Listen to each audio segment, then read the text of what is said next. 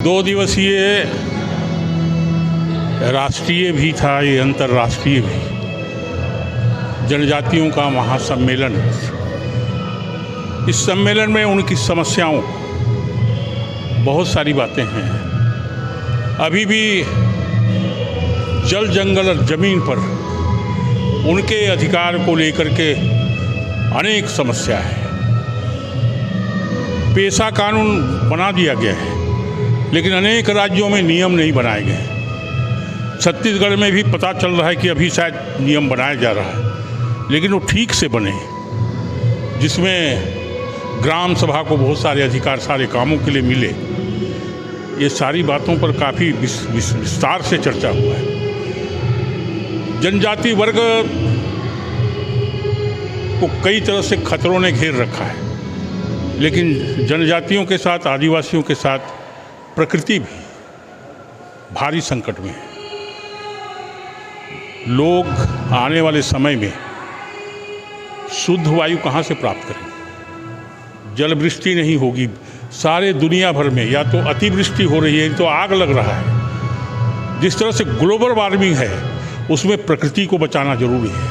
और प्रकृति और आदिवासी ये दोनों एक दूसरे के पूरक हैं, और इस पर बड़ा विशद चिंतन हुआ है। और हमारे यूएनओ के जो प्रतिनिधि हैं समाज की ओर से, वो भी आए हुए थे। उन्होंने भी यूएनओ में भी सारे विषय को रखा जाए ठीक से।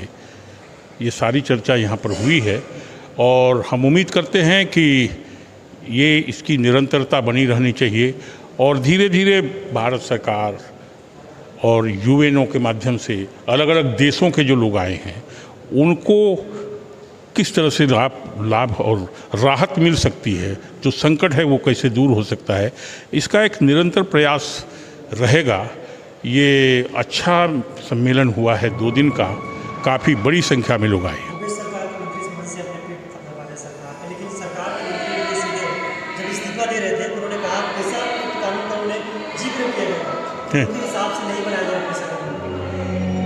हाँ, कानून, पेशा कानून तो बना है, नियम जो बनाने हैं, हाँ, वो सही नहीं बना है, ऐसी जानकारी आ रही है। मैं देखा नहीं हूँ, कुछ एक्सपर्ट लोग उसका स्टडी करेंगे अभी, कैसे उसको बनाया है, कैसे लागू करेंगे, वो उसके बाद ही उस पर कुछ बोलना अच्छा रहेगा।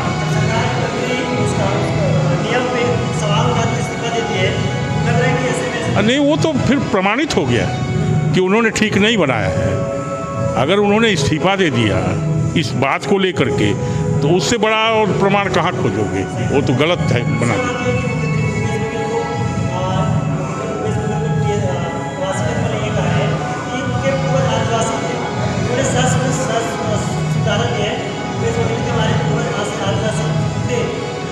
मुझे तो इसकी कोई जानकारी, कोई प्रमाण या कोई इस तरह का बात नहीं है।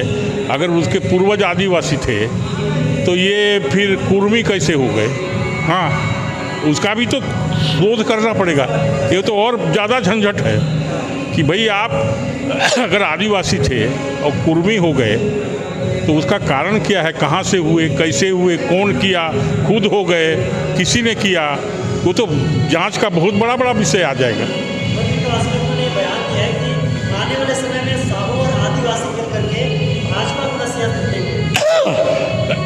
मुझे लगता है सब राजनीतिक दलों के नेता इस तरह की बात करते हैं, ये तो समय और परिस्थिति बताएगा। वैसे यहाँ जो राजनीतिक स्थिति है बड़ा संक्रमण काल में है, और सारे दलों का मामला है। लेकिन हम समझते हैं भारतीय जनता पार्टी ठीक दिशा में अगर आगे बढ़ेगी तो उसका भविष्य उज्जवल है। बीजेपी में नया चेहरा है, रवि भगत को प्रदेश अध्यक्ष बनाया, युवा मोर्चा का आदिवासी चेहरा है।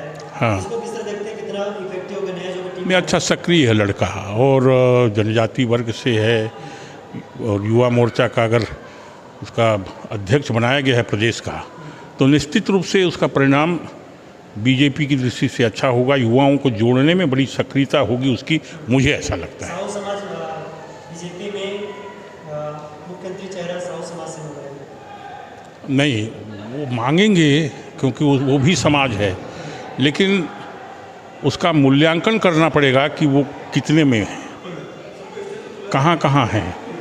मुझे पता लगा है कि कुछ सीटें जो हैं, पता नहीं साहू समाज की दृष्टि से कितना सीट है, 17-15 या ऐसा कुछ, लेकिन उसमें कभी भी एक दल को माने 1-2 सीट से ज़्यादा जीत नहीं मिली है किसी पार्टी को। ऐसी स्थिति में उनका प्रदेश का माने प्रमुख की दृष्टि से मांग करना, ये उसका मूल्यांकन पर निर्भर करेगा।